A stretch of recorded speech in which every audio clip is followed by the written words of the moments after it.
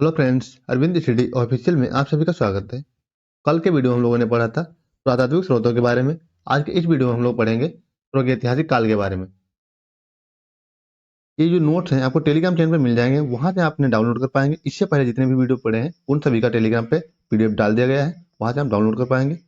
इससे पहले हमने लुसेंट तो पढ़ा होगा, लेकिन लुसेंट पढ़ने का जो मजा असली आएगा वो अब आएगा। चलिए वीडियो को शुरू करते हैं।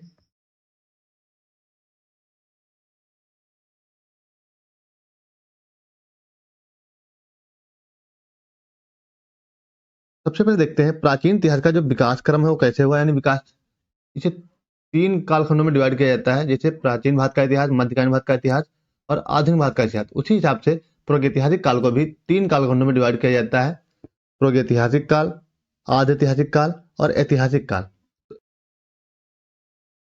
प्रागैतिहासिक काल उस काल को कहते हैं जिस समय लिखित साक्ष्य उपलब्ध नहीं थे, केवल पुरातात्विक साक्ष्य ही उपलब्ध थे। यानी कोई लिखित रूप में साक्ष्य उपलब्ध नहीं थे, केवल पुरातात्विक साक्ष्यों पे ही आधारित था प्रागैतिहासिक काल। जैसे पाषाण काल कह सकते हैं, उदाहरण के तौर पे पाषाण काल। पत्थर के औजार वगैरह जो हैं उन्हीं के माध्यम से जो काल निर्धारण किया गया है, तो प्रागैतिहासिक काल का काल निर्धारण किया गया है वो किया गया है पत्थरों के औजारों के आधार पर। दूसरा है आधैतिहासिक काल। तो आधैतिहासिक काल किसे कहते हैं? जिस समय लिखित साक्ष्य मौजूद तो थे, जो लिखित साक्ष्य थे वो मौजूद थे, लेकिन उन्हें पढ़ा नहीं जा सकता था। उदाहरण के तौर पर जैसे सैंधव सभ्यता और वैदिक सभ्यता, तो जिसे वैदिक संस्कृत भी कहते हैं। इनकी जो लिपि थी वो भाव चित्रात्मक थी, मतलब यानी किसी हिसाब से, मतलब यानी अपने भाव प्रतीत करते थे लोग दीवारों पे या पत्रों पे, उन्हें पढ़ा अभी तक नहीं जा सका है, तो जिसे आज ऐतिहासिक काल की श्रेणी में रखा गया है।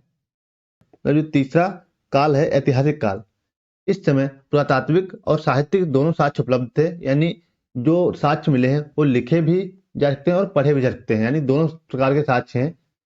चाहे पत्थर के औजारों को ले लिया जाए, चाहे तो साहित्यिक स्रोतों में लिखित साक्ष्यों को ले लिया जाए, तो दोनों साक्ष्य इसमें उपलब्ध होते हैं, इसीलिए इसे ऐतिहासिक काल कहते हैं।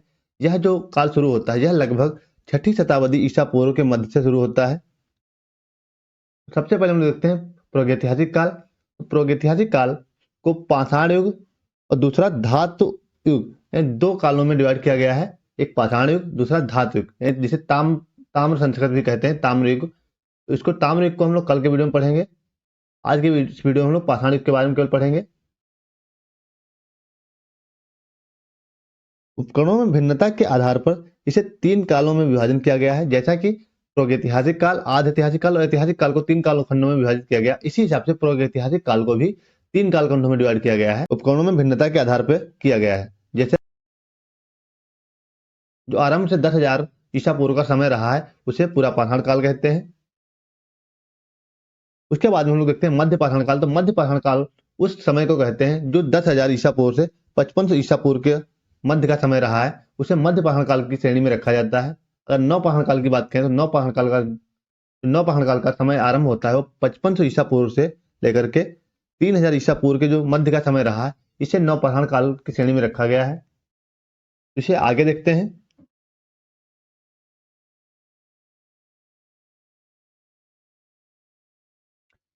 जो प्रागैतिहासिक काल है उसे 3 कालों खंडों में डिवाइड किया गया है। कौन कौन से? पूरा पाषाण काल आरंभ से 10,000 ईसा पूर्व, मध्य पाषाण काल 10,000 से 5500 ईसा पूर्व, और जो नौ पाषाण काल है वो 5500 ईसा पूर्व से लेकर के 3000 ईसा पूर्व के मध्य का समय।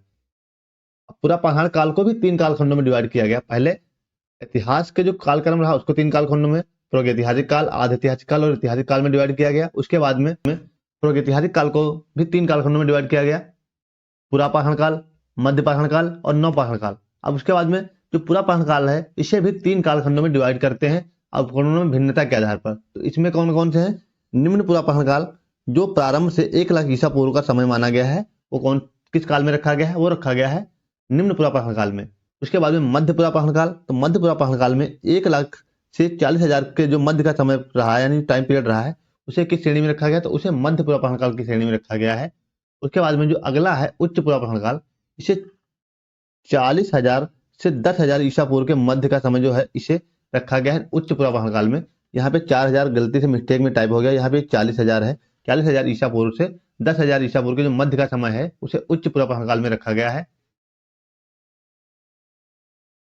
सबसे पहले देखते हैं निम्न पूरा पाषाण काल। तो निम्न पूरा पाषाण काल में सर्वप्रथम उपकरण प्राप्त होते हैं जो सोहन नदी घाटी से प्राप्त होते हैं।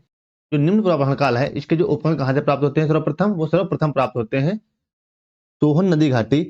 और निम्न पुरापाषाण काल का एक अन्य और नाम है जिसे कहते हैं सोहन संस्कृत के नाम से भी इसे जाना जाता है, क्योंकि यहाँ पे जो उपकरण मिले हैं वो सोहन नदी की घाटी पे मिले, इसीलिए इसका अन्य नाम रखा गया है सोहन संस्कृत या सोहन घाटी कह सकते हैं। यहाँ से जो उपकरण मिले हैं वो मिले हैं पेबुल, चापर, हस्त कुठार, खंडक और बिदाणी। ये साक्ष्य कहाँ से प्राप्त हुए हैं? ये निम्न पुरापाषाण काल से प्राप्त हुए हैं सोहन नदी घाटी के तट से। उसके बाद में देखते हैं मध्य पुरापाषाण काल, जिसका टाइम पीरियड रहा 1 लाख से 40,000 ईसा पूर्व का। तो इसका जो अन्य नाम है उसका अन्य नाम है फलक संस्कृत। इसे फलक संस्कृत के नाम से जाना जाता है मध्य पुरापाषाण काल को। फलकों के उपकरण के अधिकता के कारण इसे फलक संस्कृत का नाम दिया गया। जो फलक उपकरण ये थे ये क्वार्टजाइट पत्थर से निर्मित है। जो फलक संस्कृत थी यहाँ के जो औजार हैं वो किससे निर्मित है? क्वार्टजाइट पत्थर से। एग्जाम में कई बार क्वेश्चन पूछा गया है। उसके बाद में उच्च पुरापाषाण काल है, तो इसको देखते हैं। जो टाइम पीरियड रहा 40,000 से 10,000 ईसा पूर्व का, इसे उच्च पुरापाषाण काल में रखा गया है। तो उच्च पुरापाषाण काल जो है प्रमुख उपकरण यहाँ से जो मिले हैं वो मिले हैं ब्लेड, तछड़ी और खुरचनी। ये कहाँ से मिले हैं? ये मिले हैं उच्च पुरापाषाण काल से।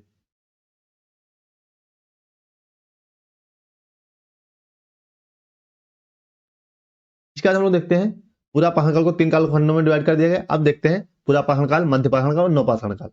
हम लोगों ने देखा कि पुरापाषाण काल जो है इसे 3 काल खंडों में डिवाइड किया गया है, निम्न पुरापाषाण काल, मध्य पुरापाषाण काल और उच्च पुरापाषाण काल।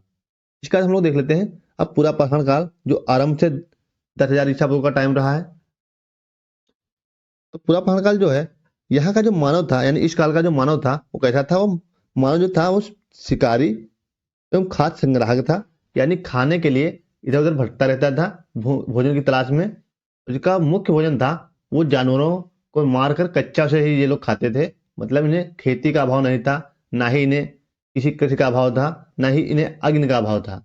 किसी चीज का इन्हें ज्ञान नहीं था। ये सिर्फ अपने भोजन की तलाश में इधर उधर भटकते रहते थे और ना ही इनका कोई स्थायी निवास होता था। ये भोजन की तलाश में जानवरों को मारते थे, उन्हीं का भोजन करते थे, कच्चा ही मांस खाते थे उस समय ये लोग। और दूसरा जो पॉइंट है, इन लोगों ने मनोरंजन के रूप में किसे अपनाया था? तो मनोरंजन के लिए शिकार को ही मनोरंजन का साधन बना लिया था। यानी शिकार करना ही इनका मनोरंजन का साधन था। जो पुरापाषाण काल के लोग थे इनका शिकार करना एक मनोरंजन का साधन भी था। उसके बाद में अगला पॉइंट है पशुपालन, कृषि एवं अग्नि का ज्ञान का इनको अभाव था। मतलब इससे परिचित नहीं थे। पशुपालन, कृषि, अग्नि और ज्ञान के अभाव इनका था। मतलब इनसे ये परिचित नहीं थे इन चीजों से। जबकि अग्नि की जो आविष्कार हुआ है वो हुआ है पुरापाषाण काल में ही, बल्कि ये इससे परिचित नहीं थे। इस काल से संबंध प्रथम हस्त कुठार 1863 ईस्वी से है, जो पल्लवरम जो मद्रास में पड़ता है वहां से प्राप्त हुआ है। इसके द्वारा प्राप्त हुआ है, रॉबर्ट ब्रूस फुट को प्राप्त हुआ था। ये क्वेश्चन एग्जाम में कई बार पूछा गया है कि जो पुरापाषाण काल का हस्त कुठार है वो किस काल में प्राप्त हुआ है? तो पुरापाषाण काल में प्राप्त हुआ है, रॉबर्ट ब्रूस फुट को प्राप्त हुआ था पल्लवरम मद्रास में। कब प्राप्त हुआ? 1863 ईस्वी में। अग्नि का आविष्कार पुरापाषाण काल में हुआ था, लेकिन अग्नि के ज्ञान से ये लोग परिचित नहीं थे। अग्नि के ज्ञान से कब परिचित होते हैं? तो ये लोग नवपाषाण काल में। जबकि अग्नि का आविष्कार कब हुआ? एग्जाम की दृष्टि से अगर पूछा जाए क्वेश्चन, तो अग्नि का आविष्कार हुआ पुरापाषाण काल में।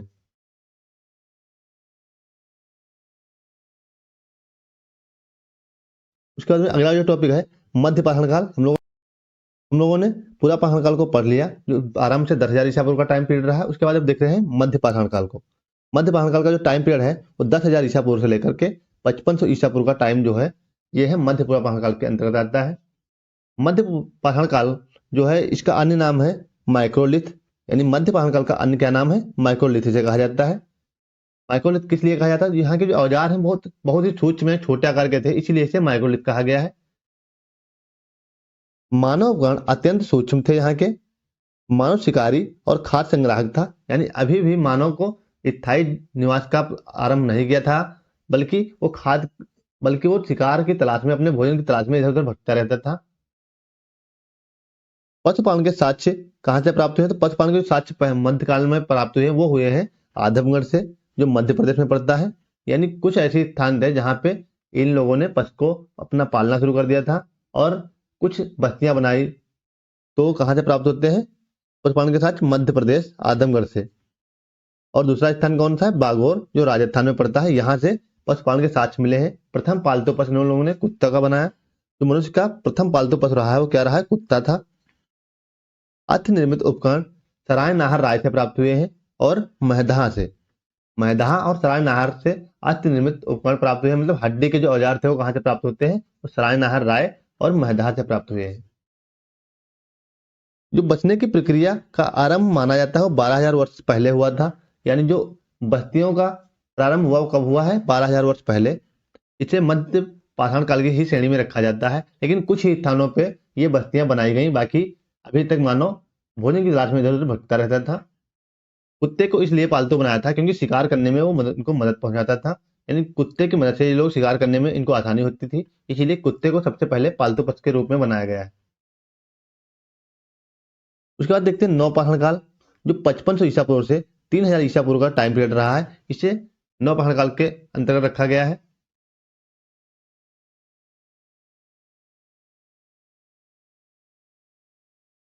नवपाषाण काल के बाद देखते हैं तो नवपाषाण काल में खाद्य अन्नों का सर्वप्रथम उत्पादन होने लगा। यानी अपना मतलब जो खाद्य अन्न था, जो अनाज था, इसे अपनी जरूरत से ज्यादा इन लोगों ने उत्पादन करना शुरू कर दिया। कृषि की शुरुआत और आग का प्रयोग महत्वपूर्ण उपलब्धि थी। यानी नवपाषाण काल में क्या क्या चीज हुआ? पहिए का आविष्कार हुआ, आग का आविष्कार हुआ और खेती की शुरुआत हुई। तो ये कब हुआ? नवपाषाण काल में हुआ। प्राचीनतम नवपाषाणिक बस्ती मेहरगढ़ में प्राप्त हुई है, जिसका टाइम पीरियड माना गया है 7,000 ईसा पूर्व का। जो टाइम पीरियड है ये किसमें माना गया है? ये माना गया है प्राचीनतम नवपाषाणिक बस्ती जो मेहरगढ़ से प्राप्त होती है। लोहरा देव जो उत्तर प्रदेश में पड़ता है, यहाँ से चावल के प्राचीनतम साक्ष्य प्राप्त हुए हैं, जबकि कोल्डीवा से चावल के साक्ष्य नहीं प्राप्त हुए, बल्कि यहाँ से चावल की भूसी प्राप्त हुई। तो चले की पुरानी बुकें उनमें कोल्डीवा दिया रहता था चावल के प्राचीनतम साक्ष्य, तो लेकिन वहां से क्या प्राप्त हुआ था? भूसी। चावल की भूसी जो प्राप्त हुई थी वो कोल्डीवा से प्राप्त हुई थी, जो प्रयागराज में पड़ता है। और लहुरा देव ये भी उत्तर प्रदेश में ही पड़ता है। दोनों क्षेत्र कहाँ पड़ते हैं? उत्तर प्रदेश में। यहाँ से प्राचीनतम चावल के साक्ष्य मिले तो लहुरा देव से प्राप्त होते हैं। मेहरगढ़ पाकिस्तान में जो पड़ता है, यहाँ से गेहूं के प्राचीनतम साक्ष्य प्राप्त हुए हैं। गेहूं के प्राचीनतम साक्ष्य कहाँ से प्राप्त हुए हैं? तो गेहूं के प्राचीनतम साक्ष्य मेहरगढ़ जो पाकिस्तान में पड़ता है यहाँ से प्राप्त हुए हैं। और मनुष्य ने सबसे पहले गेहूं और जौ को ही उगाना शुरू किया था। उसके बाद में देखते हैं गुप्त काल, जो भारत में ही पड़ता है, जहां से कृषि एवं पशुपालन के साक्ष्य प्राप्त होते हैं। बुर्जहोम जो मानव का कंकाल, कुत्ते का कंकाल और गर्ता आवास कहाँ से प्राप्त होता है? ये बुर्जहोम से प्राप्त होते हैं। हम लोगों ने देखा जो इतिहास का विकास क्रम रहा उसे 3 कालखंडों में डिवाइड किया गया: प्रागैतिहासिक काल, आधि ऐतिहासिक काल और ऐतिहासिक काल। उसके बाद में प्रागैतिहासिक काल को 3 कालखंडों में डिवाइड किया गया: पुरापाषाण काल, मध्य पाषाण काल और नवपाषाण काल। और पुरापाषाण काल को भी 3 कालखंडों में डिवाइड किया गया: निम्न पुरापाषाण काल, मध्य पुरापाषाण काल और उच्च पुरापाषाण काल। इस हिसाब से इसको हम लोगों ने एकदम सारणी के माध्यम से समझा। आई होप इसे हम अच्छे से समझा पाए होंगे। चलिए आगे बढ़ते हैं।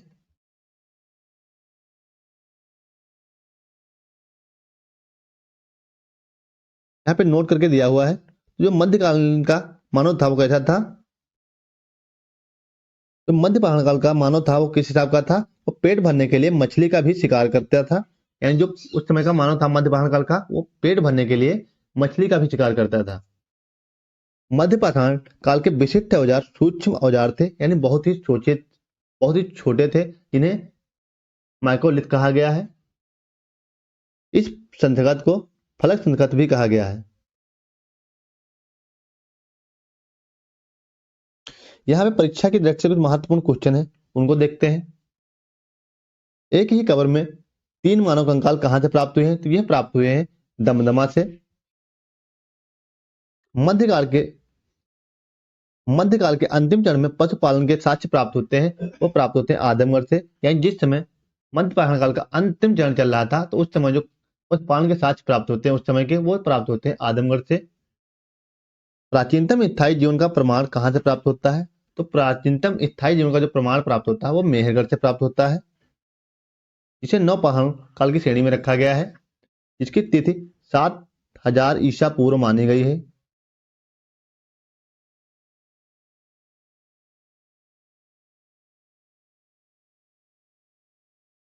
भारत में मानव का सर्वप्रथम साक्ष्य कहाँ से मिले हैं? तो भारत में जो मानव के सर्वप्रथम साक्ष्य मिले हैं वो मिले हैं हथनौरा से।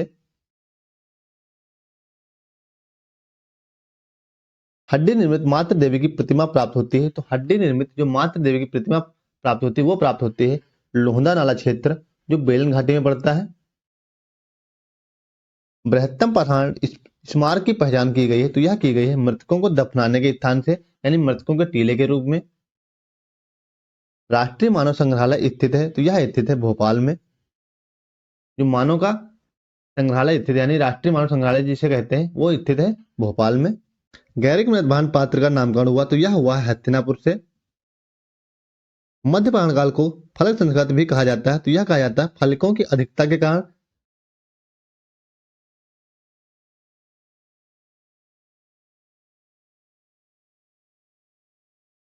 14 मानव कंकाल प्राप्त हुए हैं। तो यह प्राप्त हुए हैं लंगनाज गुजरात से।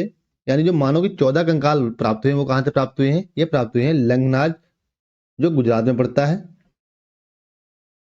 लहरादो के बाद चावल के साक्ष्य वाला दूसरा प्राचीनतम भारतीय नौपौराणिक स्थल है तो वह स्थल है कोल्डेवा, जहां से चावल की भूसी प्राप्त हुई है। अगर चावल के साक्ष्य की बात करें तो कहां से प्राप्त हुए हैं? वो लहरादो से प्राप्त हुए हैं।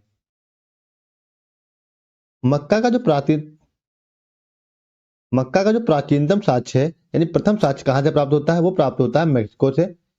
इसीलिए मक्के की उत्पत्ति कहाँ का माना जाता है? तो मक्के की उत्पत्ति जो मानी जाती है वो मैक्सिको से ही मानी जाती है। तो इस वीडियो में इतना ही। अगर वीडियो अच्छा लगा हो तो वीडियो को लाइक करें और चैनल को सब्सक्राइब कर लें ताकि इसी प्रकार के जीके वीडियो मिलते रहे। हम लोग लूसेंट को एकदम डिटेल से कवर करने वाले हैं। पूरी लूसेंट को एक एक टॉपिक पढ़ेंगे। तो मिलते हैं अपने नेक्स्ट वीडियो में, तब तक के लिए जय हिंद।